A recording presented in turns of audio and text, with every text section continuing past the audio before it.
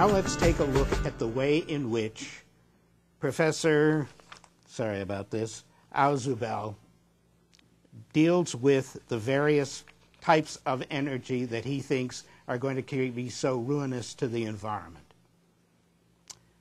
Well, the first is that he says that if you use dams for hydropower, you would have to flood zillions of acres in order to produce an insufficient amount of electricity.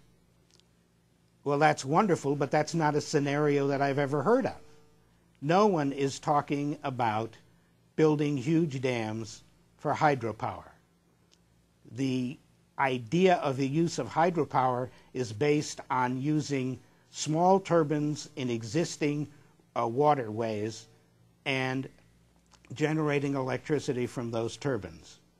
The other use of water is in tidal movements so that the movement of the tides generate electricity.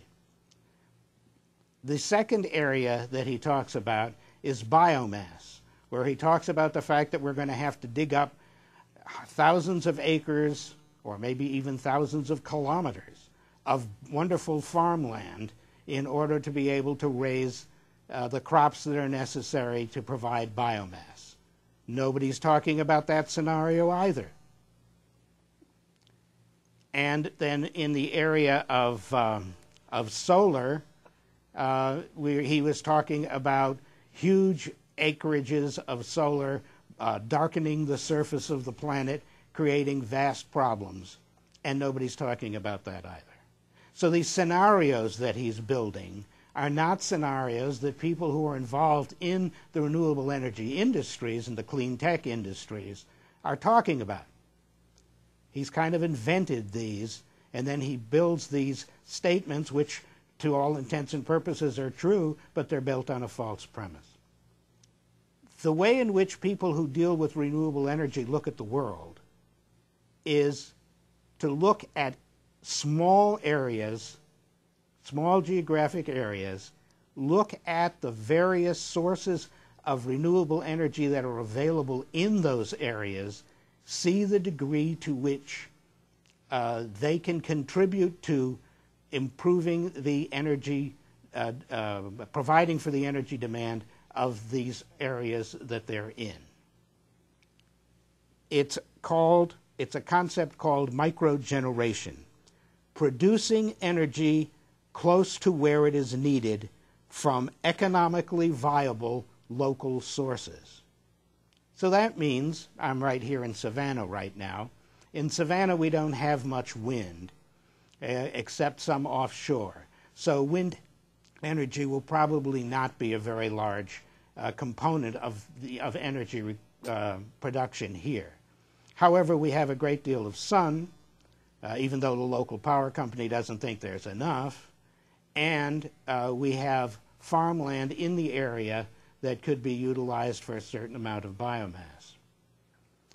And as well as a number of rivers in the area which may be tappable for hydrogeneration.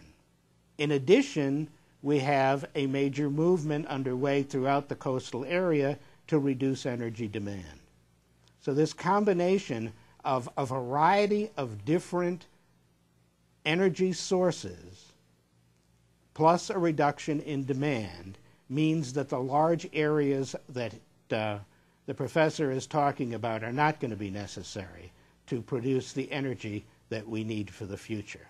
In each case, the professor takes a look at the production of renewable energy as if it were going to produce a significant amount of electricity, for example, without any other source, and then compares it to nuclear power. So the first one he talks about is dams, which I mentioned nobody's talking about, for hydropower. Well, I come from Niagara Falls. I know all about hydropower. And I also know about how the factories around Niagara Falls after the Second World War discharged so much toxic material into the local area that we had Love Canal, which you're probably familiar with. And there is no concept that hydropower by itself would ever be a source that would produce all of or nearly all of the energy requirements of a major city or of a country. It's one of a group. Let's take another look at biomass. The professor believes we're going to have to just dig up countless hectares of land in order to produce biomass. Well, that simply isn't the case. At the present time, we're using techniques which do require a fair amount of land space, but they are not agricultural lands.